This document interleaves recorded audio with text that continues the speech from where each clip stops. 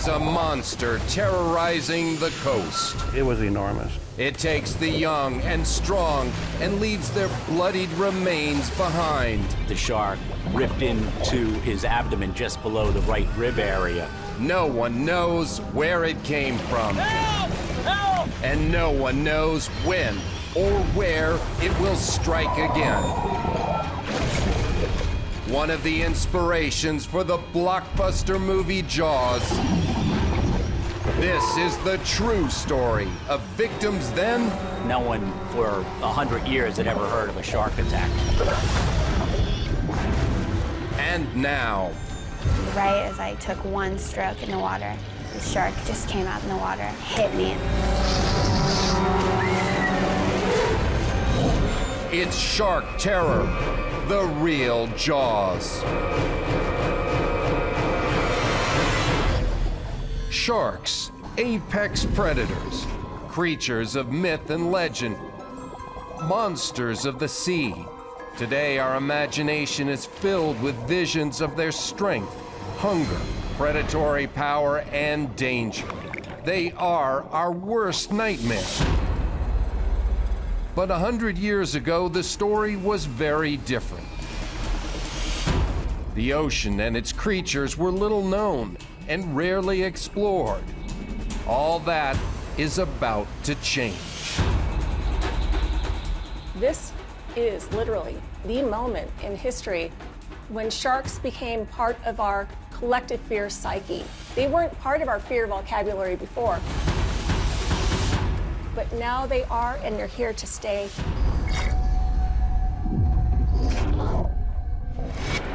July 1st, 1916, Beach Haven, New Jersey. It's the 4th of July weekend, the busiest time of the year for this upscale resort town. 1916 New Jersey shore was very, very popular and convenient for people from Philadelphia and Boston, New York. It was very alluring because you didn't have air conditioning in those days, so people would seek out the ocean breezes and jump in the beautiful surf. Like hundreds of families from Pennsylvania, the Van Zants are taking a seaside vacation to escape the extreme heat. I'm pretty good, but you know. At 20 years old, Charles Van Zant has his entire life ahead of him. He plans to marry in fall. An ambitious young man, Charles hopes to be promoted at the brokerage firm he works for. But for now, all Charles can think about is diving into the ocean for a quick swim before dinner. Charles is tall, somewhat lanky, but very good athlete. He was on the golf team, baseball team, and certainly was no stranger to swimming as well. He actually was a very good swimmer. We came from a well-to-do family. He was athletic. Often what males would do if they would go to the beach back in those days, they like to show off. Swimming was a performative sport. And for Charles Van Sant, who was very aware of his father's concerns about him being too feminized by his mother, his sisters, Charles goes out into the water to prove to his father that I'm a man, that I'm ready to start my own career. Don't worry about me. So for Charles, this is almost a baptism into manhood. As he enters the water, he sees a dog playing nearby. He quickly befriends a retriever on the beach, lures the dog into the waves there. The dog follows him into the ocean, paddling hard to keep up. From the shore, men and women alike admire his youth, his bravado, his strength. They cheer as Charles passes other swimmers. His father, Dr. Van Zant, looks on, proud of his only son. The dog follows Charles past the breakers. But then something spooks him. The dog turns and heads back to shore. Soon Charles also decides to return. 50 yards from shore, he's only seconds from the beach when the crowd notices something very strange. There's some people along the shore, they look out there, they see like a black fin moving in his direction. They sense that something is moving towards Van Zandt. Well, he heard people shouting on shore, but he thought that they were calling for the dog. They yell, they wave, they reach out. But Charles can't hear them. He has no idea what they've seen. Then suddenly, the Van Zandt family watches in horror as the water around Charles turns red. Flailing and fighting for his life, he struggles to break free from something below the surface. No one can see what kind of monster it is. Beachgoers race to his aid, but as they pull Charles to shore, the predator strikes again. Latching onto his thigh, its serrated teeth grinding down to the bone. This shark is not using typical shark behavior. It's making a decision. Often when they have shark attacks today, they have what they call a hit and run, where a shark bumps you, takes a little nip out of you, realizes you're not a seal, and then goes away. This shark was so vicious, that's what's extremely unusual.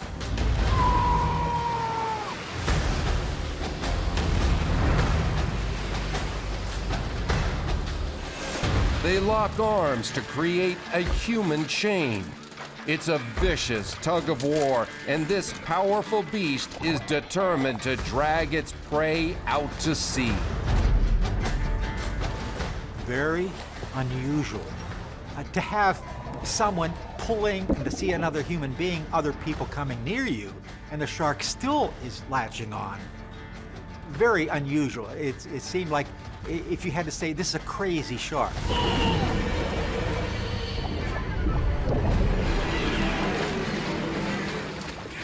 It's a desperate struggle to pull Charles back to the beach. The shark kept attached to his left thigh until they got into about 18 inches of water. Finally, it lets go, disappearing back into the vast ocean. But it's too late for Charles Van Zandt. His femoral artery is severed. This is probably one of the worst arteries to have any kind of injury to. It's almost like pumping blood right out into the ocean. Someone in the best of circumstances probably just has minutes to survive if they're not treated immediately.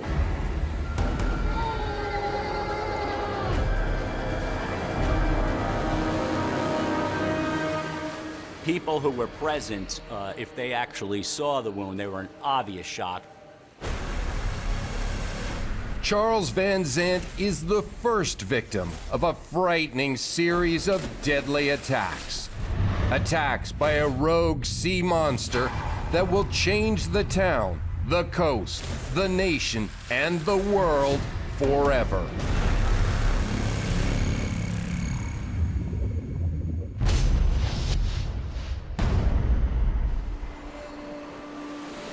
Nearly 100 years later, in Bodega Bay, California, a surfer named Megan Halaves is also about to face the terror of a shark attack. Though less naive than Charles Van Zandt, she too never expects it. I was sitting a little bit north of the pack, just because there was a wave there I liked better than the wave they were surfing. So I was alone sitting there, and I started to get just like an eerie feeling, almost like warm tingles in my spine.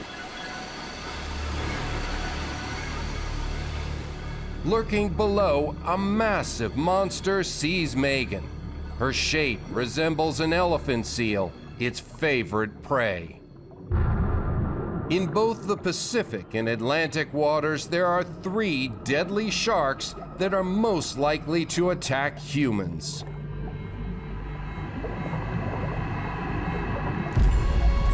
First, there's the cunning tiger shark. Named for its stripes, this voracious eater is known as the garbage can of the sea. It can eat almost anything, and in one bite, quickly dismember a victim. Then there's the bull shark. Stocky, unpredictable, like its namesake, it's built like a bull. And this aggressive killer has the remarkable ability to adapt and survive in brackish and even fresh river water. But here off the shore of Northern California, this creature stalking Megan is an even bigger threat.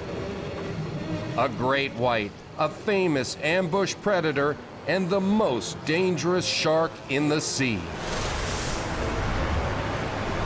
I took one stroke in the water.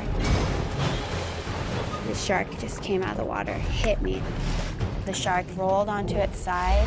Its whole pectoral fin came out, and it was looking like an elephant ear. It was huge. I was just pushing myself away from it, almost feeling like I was pushing down on it, but it was only, I couldn't move it, I couldn't do anything. The shark lets go, but Megan's not out of danger yet. Bleeding heavily, she screams, attracting the attention of her friends and fellow surfers.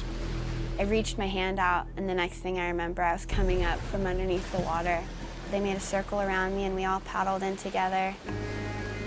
Reaching the shore, Megan sees the severity of her wound. I tried to put my feet down, and my whole leg just gave out, and before I could fall, they just like grabbed me and pulled me up the beach.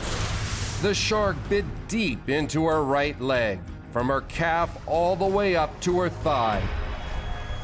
Based on the bite diameter and the teeth marks on Megan's surfboard, experts estimate the shark is between 18 and 19 feet and weighs more than 2 tons.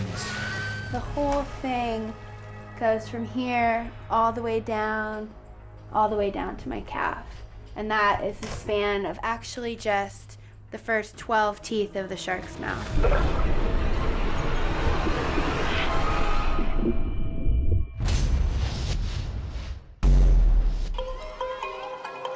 In 1916, though, few swim and few can see beyond the surface.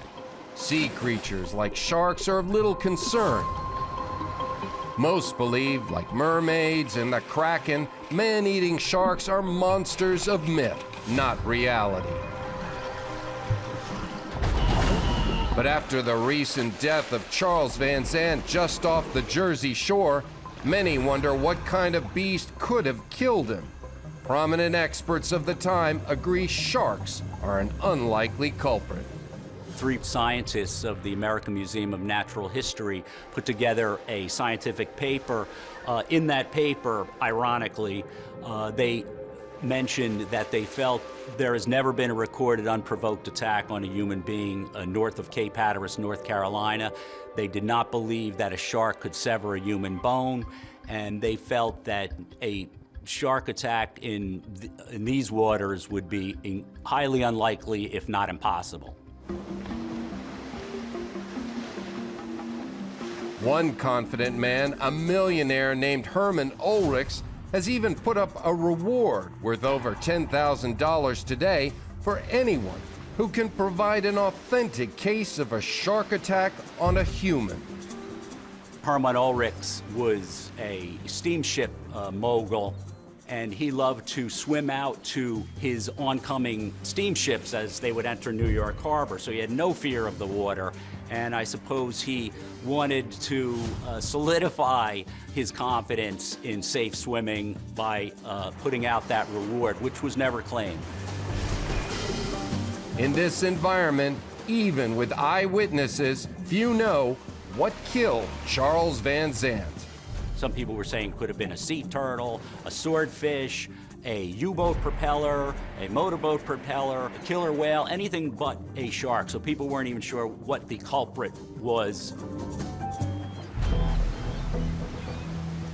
But hotel owners in this seaside resort town have the most financially to lose if this freak accident turns out to be a man-eater.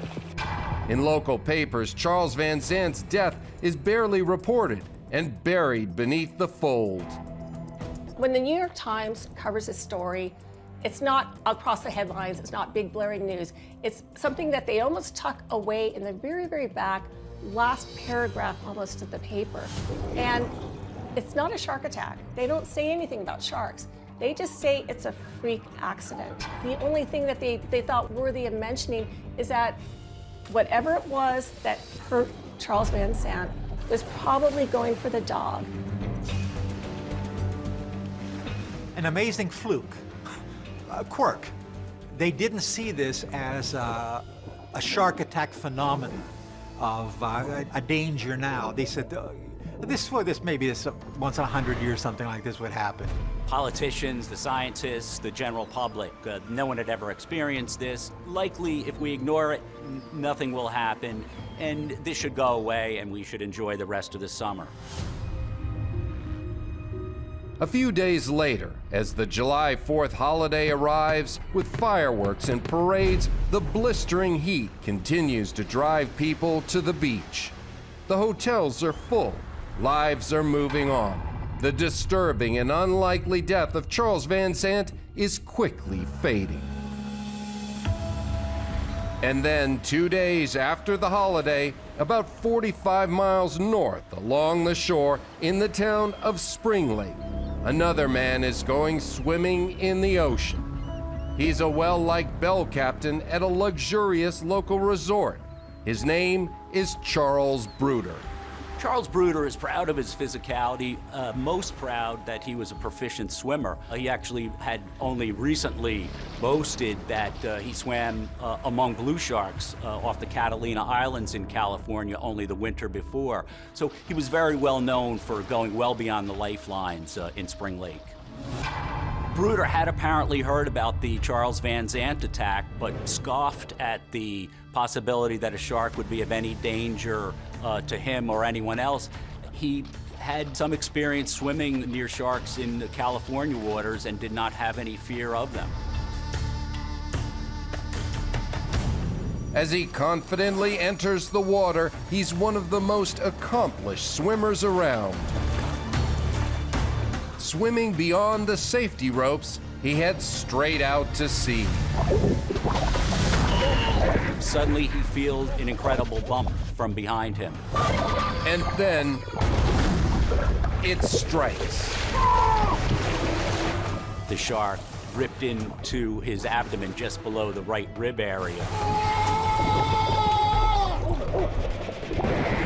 A quarter of a mile away on the beach, resort guests see a massive spray shooting up from the water. There's one woman who was observing this, and the one thing that she did notice that was a little bit unusual, she saw red in the water. She thought, that looks like there is a red canoe out there by that man. What's that red canoe doing by that man? He lets out a scream.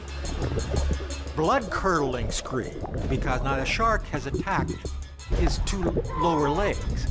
And now the people on the shore, there's something seriously wrong going out there. Two lifeguards see Bruder's in serious trouble. They launch a rescue boat. As they approach, what they see is horrifying. The red canoe turns out to be a fountain of blood. They have no idea what's got him below the surface, but they know it's something terrifying. The lifeguards row straight into the widening ring of blood.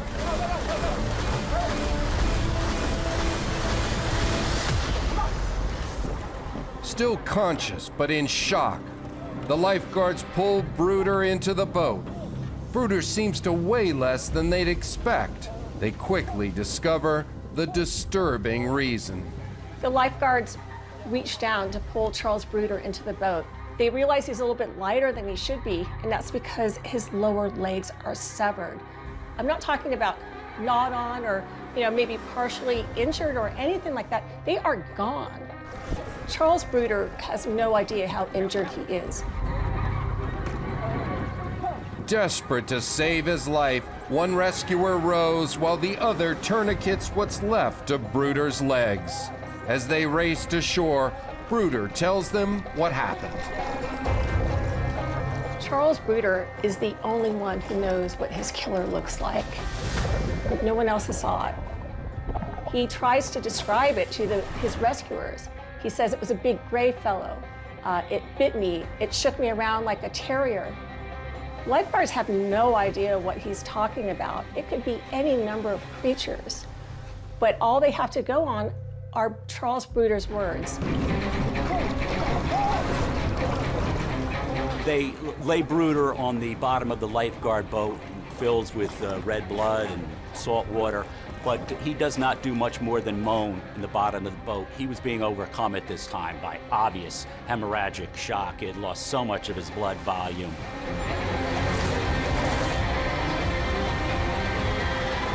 By the time the boat reaches shore, Bruder is dead. Onlookers cover the body with blankets, but not before many see the shocking wounds.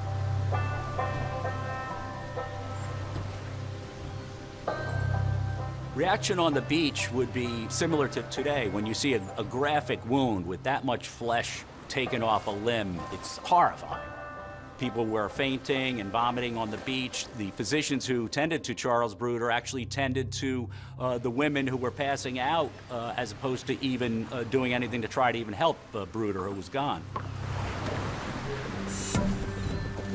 Those who see Bruder's ravaged body can no longer deny it. A man-eater is on the loose. People were in shock, but now you had these two horrendous fatalities. The most graphic form. The earlier attack on Charles Van Zandt no longer looks like a freak accident. There's the beginnings of a terrifying pattern. Soon news of the second attack becomes national headlines. Tourists and beachgoers are now abandoning the Jersey Shore. This beautiful coastline will soon look like a ghost town. These entire communities are dependent on tourist dollars. So the mayors are going to do whatever they can to keep these beaches safe. Now, a hotel, especially 4th of July weekend, has a lot to lose by letting other people know about these attacks. Fear and commerce do not go well hand in hand. Incredibly, no one knows much about sharks. Is this one acquiring a taste for human flesh? Will it strike again? Dr. John Nichols, an ichthyologist at the American Museum of Natural History in New York, examines Charles Bruder's battered body. He then holds a press conference to share his surprising expert opinion. Even with eyewitnesses to both of these almost murders, these like species murders, the academic experts don't believe them. They don't believe that a shark could do this to somebody. They believe it's a killer whale, that only killer whales have the teeth to sever somebody's legs off right through bone. They don't think sharks can do that. And they're going against what eyewitnesses saw. Yet in some of their pomposity, they think they are right. Dr. Nichols is not the only expert to doubt the killer is a shark. It's hard to kind of sweep this under the rug, although some people are still trying to do this. They still weren't quite sure whether it was a shark that was doing this. The killer's identity may still be a mystery, but its predatory strategy of attacking without warning is terrifying. A strategy that's impossible to predict even today.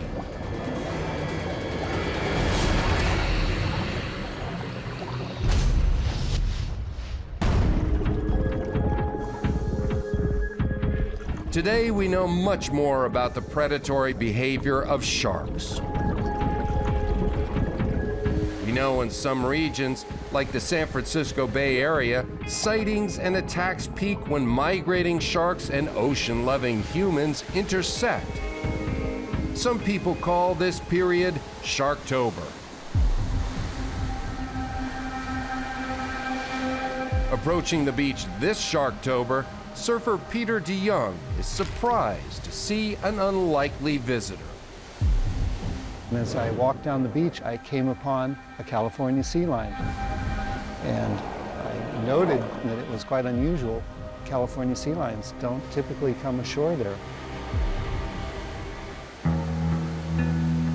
The strange visitor puzzles Peter, but the surf calls and he decides to head into the water. I saw something submerge quickly about 50 yards offshore. So I focused on that point, and within a few seconds, a loon popped up. So I thought, oh, okay, that's all right. It's just a loon. Peter doesn't realize there's a menacing ocean monster cruising the area. And it's set its sights on him. I was all of a sudden propelled from behind. I thought, what popped into my mind was, I've just been run into. What? Out here? What just hit me? And then I looked down, and there was a shark with my leg in its mouth, just looking at me. The shark is massive. Peter's desperate. He knows in a bout of strength, the shark will win. But he must try to get away. I went into instinctual survival, and I just yelled as loud as I could, and I swung my fist down, hitting the shark on top of the head. And the next thing I knew, something flashed by my face, and then I was in the water. Peter's free of the enormous predator, but he's not out of danger yet. He paddles furiously towards shore. I felt like I had a ton of lead on my back. I could not paddle fast enough.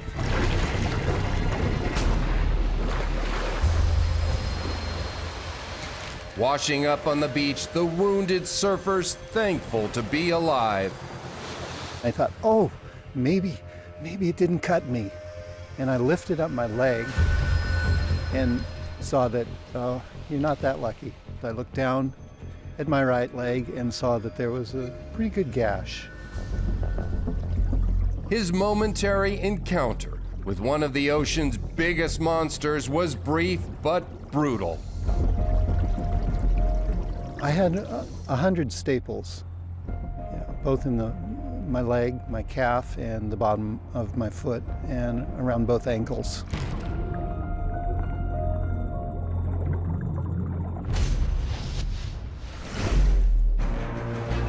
Back in 1916, the same ocean that once inspired curiosity and wonder now inspires fear.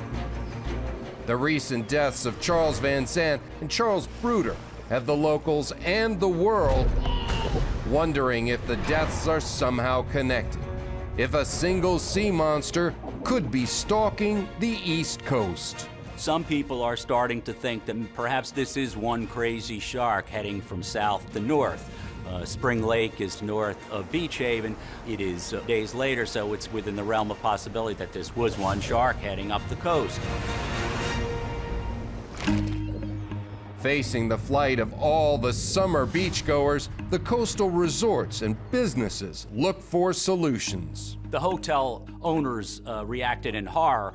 Initially, a telegraph was sent out from the Essex and Sussex to warn other hotels of the threat.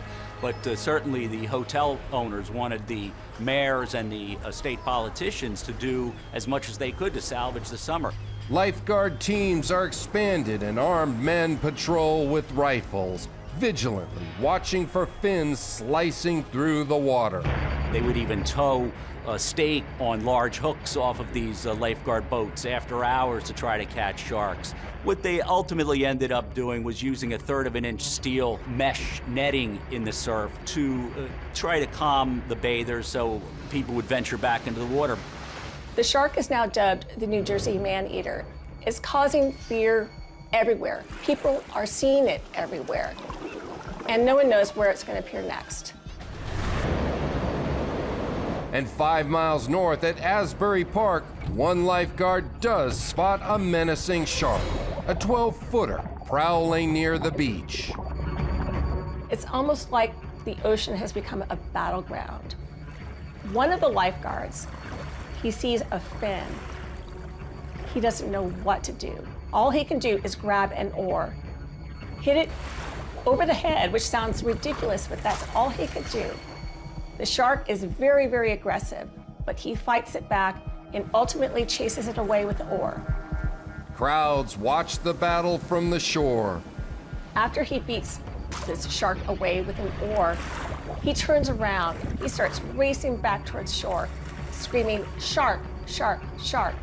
Everybody hears this.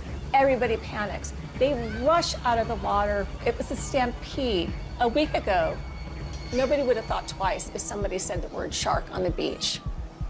But after these last two attacks, everybody is already on edge. But the attacks aren't over yet. 20 miles north, 2 miles inland, up a winding tidal creek is the small town of Matawan, New Jersey. 1,200 people live here. They work in farms, factories, and on the sea. It's a thriving town, filled with churches and hard-working people. For these peaceful town residents, the violent attacks on the coast seem very far away. But that's about to change. 2 miles up the tidal estuary, 14-year-old Rennie Carton and his friends are cooling off in the creek near an old abandoned dock. If you were a local kid and perhaps didn't have the money or time or permission to get to a local pool, you would resort to the Wyckoff Dock area. It was a popular swimming hole for local kids. It was more than just a body of water. It was part of growing up in Matawan. Matawan is almost like a town out of a Norman Rockwell painting. Generations of boys have been going to Matawan Creek to cool off, especially on hot summer days like this one. They race down there together, they have a great time. Parents don't even feel like they need to be there. It's not something that they have to worry about as far as any kind of danger. This is their playground, this is their backyard almost. Nothing bad ever happens in Matawan Creek. Even if they know about the shark attacks on the coast, the boys have no fear that a shark would swim far up into fresh or brackish water. They believe they're safe. They're aware of it. Something has happened not too far from here. But does that apply to me living in Matawan? No. Since we're away from the ocean, things that happen there, very unlikely to happen in Matawan. As Rennie dives in, he feels something scrape his stomach. He looks down and sees blood. Rennie had an abrasion on him. It hurt himself. He did not believe it was a shark or anything like that. And he kept on swimming. He didn't even get out of the water. And the friends went back in the water too. Swimming back across the creek, he has no idea how lucky he is. Stealthily gliding deep beneath the surface, sharks are difficult to spot. Until it's too late.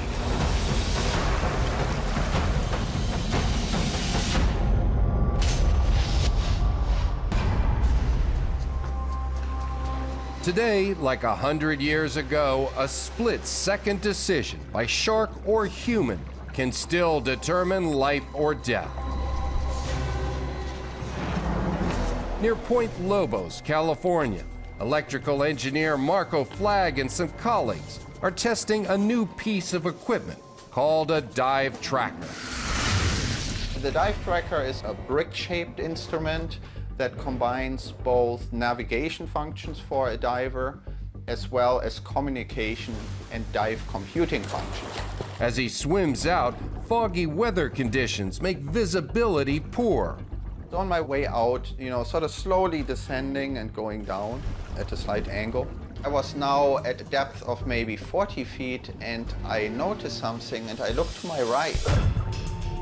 And there I saw this huge tail fin, almost as tall as I am, and maybe 1/3 of the body of the animal. And that was such an unexpected sight. At first I thought, what is that? You know, and then I said, oh wow, that's a great white shark. And it was just kind of going past, very quiet. And I thought to myself, I really should turn around and warn my buddies that there's a big shark in the area. But there's no time. I again noticed something, and I looked to my left, and there I just see this huge circle of teeth. And the next thing I knew, it just clamped around me. Grabbing onto Marco's torso with its enormous jaws, the massive shark bites hard. I had a lot of pressure on my body, maybe 2-3 seconds, and then it was gone. And now I felt a lot of pain on my stomach and on my leg. The stunned diver can't tell how bad his injuries are, but he does know if he doesn't get out of the water fast, he might not make it. Took the scuba gear off, got into the boat, and my scuba gear now drifted away, you know. So I just instinctively grabbed it because you don't want it to disappear, and so I grabbed it and fell back into the water. And then I said, oh man, if it now comes back and gets me, that would have been my last stupid mistake. Marco quickly gets back into the boat and signals the other divers by revving the engine. And as they climb aboard, Marco's finally able to inspect his wounds. There's little blood, but a lot of pain. So it was a bit of a mystery as to what had happened, you know. But I still had a lot of pain in my abdomen, and then it became clear what happened. One of my buddies brought in my dive computer, and there on the dive computer were bite marks of the shark, and the scuba tank had marks on it. So it turned out that I got sandwiched between the metal on my stomach and the metal on my back. Still, Marco does have some injuries. The giant predator's jaws pierced his arm, abdomen, and leg. Another frightened shark attack victim who's lucky to walk away alive. The doctor told me that if it hadn't been for these two devices, it would have killed me.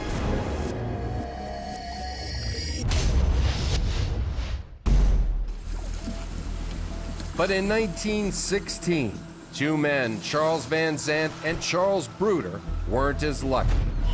Since their fatal attacks, more encounters with a stealthy creature of the deep have locals fearing what's in the water. July 12th, as the sun comes up, reports of shark attacks near Beach Haven and Spring Lake have reached the river town of Matawan. The residents are concerned for their neighbors on the coast. But here, far away from the ocean, they feel safe. Fear and panic are spreading up and down the coast along these really nice, ritzy resort hotels. One place that fear is not spreading is up a creek to a town called Matawan. Sea creatures, monsters, sharks, whatever, they don't go up creeks. They stay along the coast. Around 1:30 p.m., a well-known and well-liked retired sea captain named Thomas Cottrell is walking into town. He looked down and was certain he saw a shark around 7-8 feet long, dark shark, heading up the creek with the incoming tide. He had seen sharks before, obviously, at the open sea, and was certain that this was a shark, and immediately called Chief Mulsoff, the chief of police in Matawan, to warn him that a shark was actually coming up the creek. You gotta warn him, there's a huge shark. No one is taking him that seriously about the shark business. You look down in the water, you think you saw something, maybe it was something else. But no one was jumping up and down in a panicked state and doing anything about it. And to Captain Cottrell, having seen the shark, it was not a joking matter or something to be taken lightly. This is serious. A shark that size going toward a populated area could be very dangerous. You gotta warn him. So he hangs up and actually gets in his boat and starts heading up toward the center of town, going upstream. Meanwhile, on the edge of town, 12-year-old Lester Stillwell and his friends are down at their favorite swimming hole. They have no idea what's heading their way. While the boys take turns diving into the muddy water, 12-year-old Lester Stillwell is practicing his floating. The kids venture down to the Wyckoff dock essentially every day during the 90-degree July heat. Lester Stillwell is down there. He's joined by other companions, Albert O'Hara, Johnson Cartan. Lester was proud that he could actually remain afloat and stay buoyant, and he was floating on his back looking at the sky, and he said to his friends, "Hey fellas, watch me float."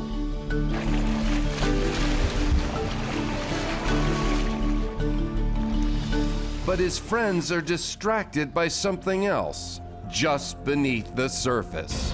One of the boys, Johnson Cartan, later on said that it looked like there was a board, a submerged board, moving in their direction. And they were now starting to move back, and they looked over the shoulder, and they don't see Lester. Lester! And Lester Stillwell is gone. He was forcefully attacked from behind by a dark shark with gleaming white teeth, according to his friends. He screamed once and was taken under. They actually saw the white underbelly of the shark, and it's lashing around. Little Lester's a small guy, and he's splashing around with Lester back and forth in the water. And all of a sudden, Lester doesn't come up anymore. He's down. He's gone. Lester Stillwell is the newest victim in a wave of violent attacks. Now the monster's hunting ground has expanded. And this is just the beginning. Locals fear close to shore and even upstream in rivers. The waters off the New Jersey coast may never be the same.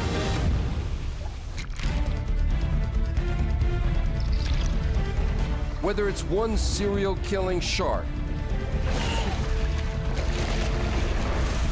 or an onslaught of fearsome predators, these deadly attacks must be stopped.